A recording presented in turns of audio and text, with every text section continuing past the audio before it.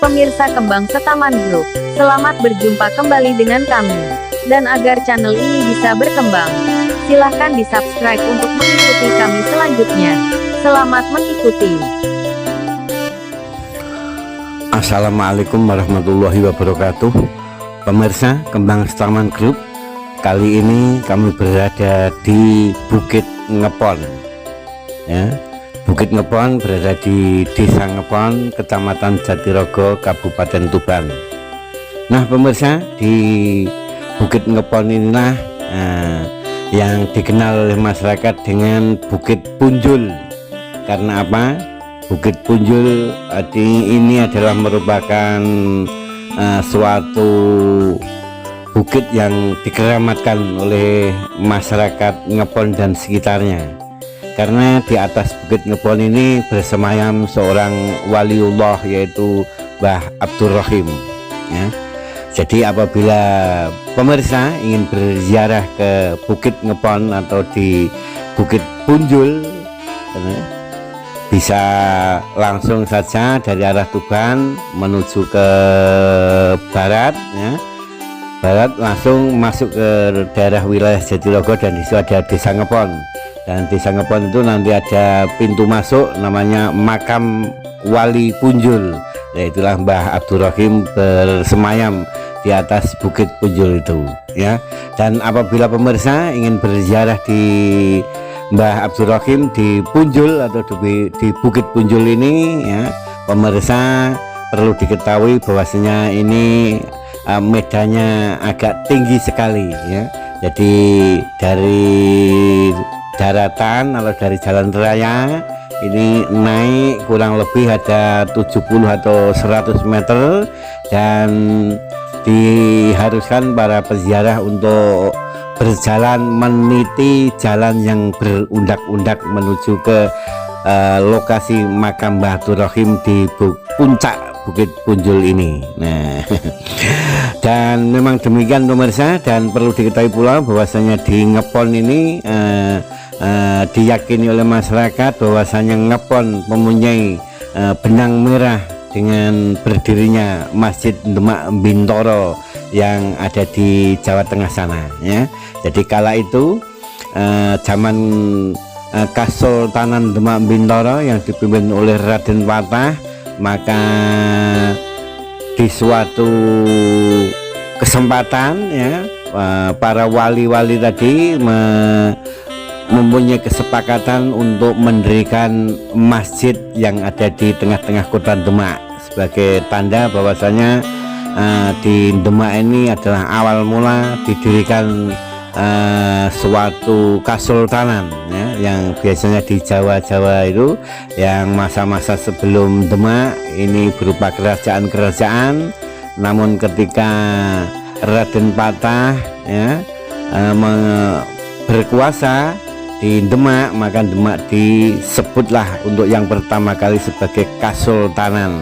Karena apa? Karena Demak memang cikal bakal, yaitu menyebarnya agama Islam di tanah Jawa atau di Indonesia pada umumnya.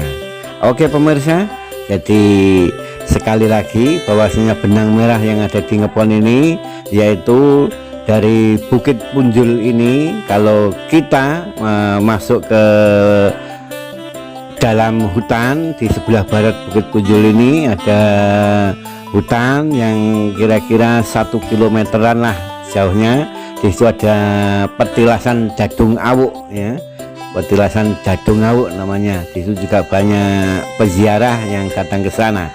Dan selain Dadung Awuk, di utara Bukit Punjul ini juga ada makam seorang murid dari Kanjeng Sunan Kalijaga, dan beliaunya bernama Mbah Godek dan ditemani oleh istrinya Mbah Seblok. Jadi di utara pemakaman Bukit Punjul ini juga terdapat dua makam keramat dari murid Kanjeng Sunan Kalijaga, yaitu Mbah Godek dan Mbah Seblok. Demikian informasi tentang sekilas, ya, petilasan-petilasan yang ada di Desa Ngepon, dan kita kembali kepada Mbah Abdurrahim. Konon diceritakan bahwasanya Mbah Abdul Rahim adalah seorang punggawa Kesultanan Demak Bintoro saat itu ya, dan pada kesempatan tertentu Mbah Abdul Rahim dipanggil oleh sang sultan yaitu Raden Patah untuk menghadap pada beliau. Setelah Mbah Abdul Rahim menghadap kepada Raden Patah di Kesultanan, maka Mbah Abdul Rahim diutus oleh Raden Patah untuk pergi ke daerah Tuban menemui Kanjeng Sunan Bonang untuk meminta lauk pauk berupa daging dari ternak-ternak yang banyak di Kabupaten Tuban ya. Dan karena di Demak pada saat itu banyak para pekerja yang mendirikan Masjid Demak, maka Raden Patah berniat untuk memberi makan pada pekerja-pekerja itu dengan lauk pauk berupa daging ternak dari Kabupaten Tuban. Maka singkat cerita, akhirnya Mbah Abdul Rahim pun setelah mendapatkan titah dari Sultan Demak yaitu Raden Patah, maka Mbah Abdul Rahim langsung menuju ke Tuban untuk menemui Kanjeng Sunan Bonang. Sesampai di Tuban, Mbah Abdul Rahim setelah mengucapkan salam kepada beliaunya Mbah Kanjeng Sunan Bonang dan memberitahukan bahwa dirinya adalah merupakan utusan dari Raden Patah yang ada di Demak Bintoro, dan Mbah Abdul Rahim pun mengeluarkan sepucuk surat dari Raden Patah dan diberikan kepada Mbah Sunan Bonang. Dan kala itu Mbah Sunan Bonang pun menerima sepucuk surat dari Mbah Abdul Rahim tersebut dan membacanya di depan Mbah Abdul Rahim. Namun di sisi lain, setelah membaca isi surat tersebut, maka Mbah Abdul Rahim paham akan makna surat tersebut, maka Mbah Bonang pun berpamitan kepada Mbah Abdul Rahim untuk pergi ke belakang sebentar ya. Nah, dalam kesempatan Mbah Bonang tadi ke belakang meninggalkan Mbah Abdul Rahim tadi, Mbah Sunan Bonang memanggil Raja Ternak ya. Raja Ternak itu adalah sosok gaib yang menguasai hewan-hewan ternak ya, yaitu namanya Dadungawuk ya. Jadi sosok gaib Dadungawuk tadi dipanggil oleh Mbah Sunan Bonang dan diperintahkan untuk masuk di dalam bumbung yang sudah disediakan oleh Mbah Bonang beserta para pengikut-pengikutnya berupa sapi, kerbau dan lain-lain ya. Maka dengan singkat cerita, si Dadungawuk pun juga mengucapkan sendiko dawuh kepada Kanjeng Sunan Bonang, langsung masuk di dalam bumbung tersebut bersama dengan lembu atau sapi dan kerbau yang mereka pimpin saat itu ya. Setelah itu, setelah dirasa cukup oleh Mbah Kanjeng Sunan Bonang, maka Mbah Kanjeng Sunan Bonang kembali menemui Mbah Abdul Rahim dan memberikan sepotong bumbung tadi kepada Mbah Abdul Rahim dengan berpesan, Mbah Abdul Rahim, ini bumbung tolong nanti diserahkan kepada Raden Patah, dan jangan sekali-kali Mbah Abdul Rahim sampean membuka bumbung ini sebelum bumbung ini sampai di Demak Bintoro. Demikian diantaranya pesan dari Mbah Bonang kepada Mbah Abdul Rahim. Akhirnya Mbah Abdul Rahim pun juga menghiyakan apa yang dipesankan oleh beliaunya Mbah Kanjeng Sunan Bonang. Dan setelah itu Mbah Abdul Rahim pun juga berpamitan untuk pulang ke Demak Bintoro. Dan setelah keluar dari Kabupaten Tuban atau dari sowan dari Mbah Kanjeng Sunan Bonang tadi, Mbah Abdul Rahim langsung hendak pulang menuju Demak Bintoro dengan membawa sebatang bumbung tersebut, yaitu bumbung adalah merupakan potongan bambu ya, yang potongan bambu itulah yang dinamakan bumbung ya. Dengan membawa bumbung tersebut, Mbah Abdul Rahim pulang ke Demak Bintoro, dan ternyata sebelum sampai di Demak Bintoro, Mbah Abdul Rahim pun juga merasa kecapean dan ingin beristirahat, dan di suatu tempat yang rindang dan hawanya yang sejuk segar, akhirnya Mbah Abdul Rahim pun beristirahat duduk di bawah pohon tersebut. Dan di amati oleh Mbah Abdul Rahim, tempat yang dibuat duduk atau tempat istirahat tadi adalah merupakan suatu tanah yang punjul. Artinya punjul itu yang di atas rata-rata dari tanah sekitarnya, yaitu paling menonjol atau paling tinggi ya, karena muncul demikian, maka tempat istirahat dari Mbah Abdul Rahim tadi disebutnya sebagai punjul ya, dan sekarang menjadi Bukit Punjul ini. Dan di dalam peristirahatannya itu pun Mbah Abdul Rahim juga merasa bertanya-tanya dalam hati, penasaran dan ingin membuka apa sebenarnya isi dari bumbung yang diberikan oleh Kanjeng Sunan Bonang kepada Mbah Abdul Rahim ini ya. Dengan perasaan takut, ragu, cemas dan lain sebagainya selalu berkecamuk dalam hatinya, akhirnya Mbah Abdul Rahim memberanikan diri untuk membuka, sekedar ingin tahu apa isinya bumbung itu.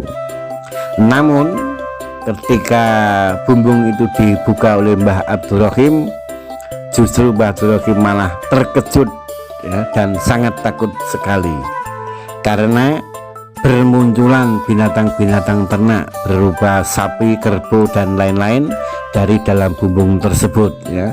Jadi sapi, kerbau itu mestinya diserahkan kepada Raden Patah untuk dijadikan lauk pauk, namun sudah dibuka oleh Mbah Abdul Rahim di punjul, dan maka sapi-sapi dan kerbau-kerbau tersebut keluar dari dalam bumbung itu dan berlari ya, berlari masuk di tengah hutan di baratnya Bukit Punjul ini ya, dan disertai oleh Dadungau. Dan sampai saat ini pun tempat untuk berkumpulnya para ternak-ternak tersebut ya, oleh masyarakat dinamakan Dadungau ya. Di tengah hutan di barat Bukit Punjul ini ada situs sejarah namanya Dadungau ya, berupa batu-batu besar.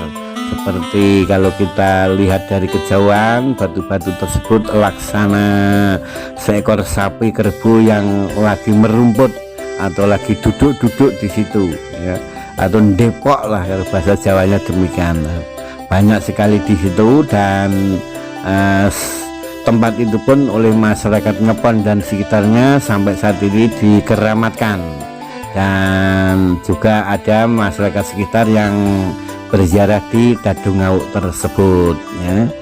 Kembali kepada Mbah Abdul Rahim, setelah membuka bumbung tadi, Mbah Abdul Rahimnya juga merasa ketakutan ya, takut untuk kembali ke Demak Bintoro karena sudah melanggar apa yang diamanatkan oleh Kanjeng Sunan Bonang.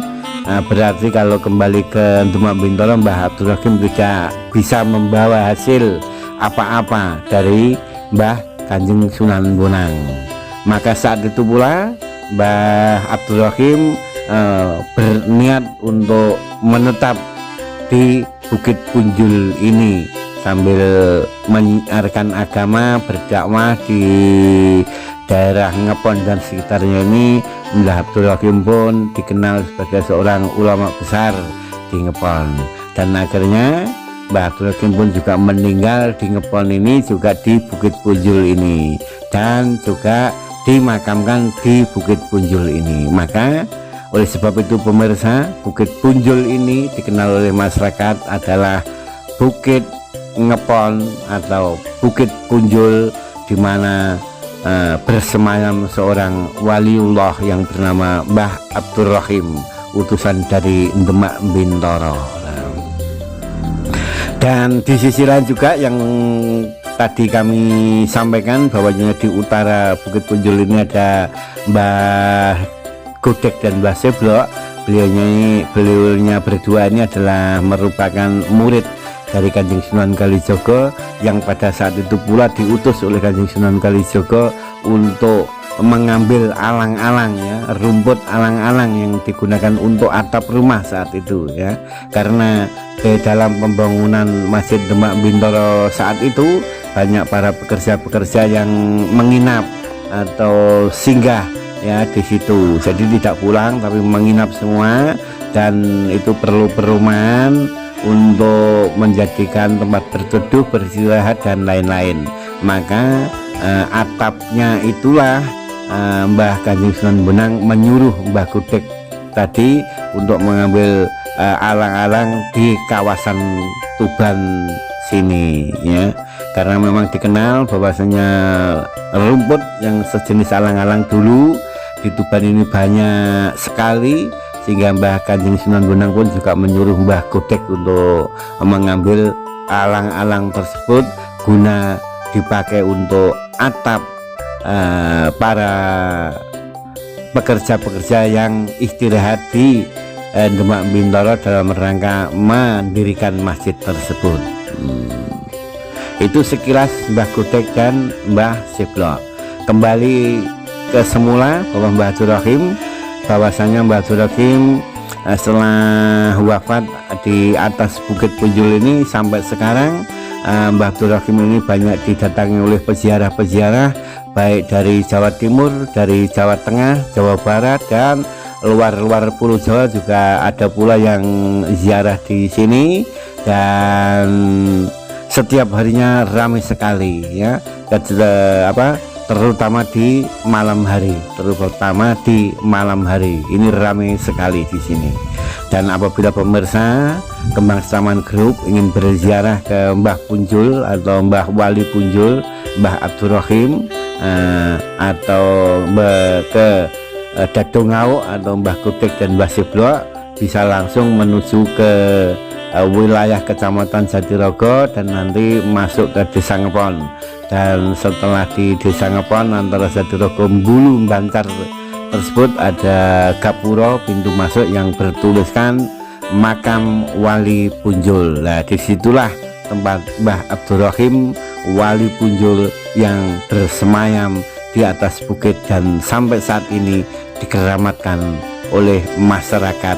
Dan pemirsa, akhirnya kami juga sempat bertandang, ya, bersama grup Kembang Setaman ke makamnya Mbah Wali Punjul atau Mbah Abdul Rahim ini. Dan sesampai di sini memang kami ditemui oleh juru kuncinya dan ramah sekali, ya, dan sempat Kembang Setaman juga memanjatkan doa, tahlilan, dan ya berdoalah mudah-mudahan masyarakat Ngepon, masyarakat Tuban dan seluruhnya bangsa Indonesia selalu diberikan rahmat oleh Allah Subhanahu wa Ta'ala dalam kondisi aman, adem, ayem, guyub, rukun, dan Indonesia sejahtera. Demikian pemirsa, apabila ada kurang lebihnya mohon dimaafkan. Kembang Setaman Group mengucapkan wassalamualaikum warahmatullahi wabarakatuh.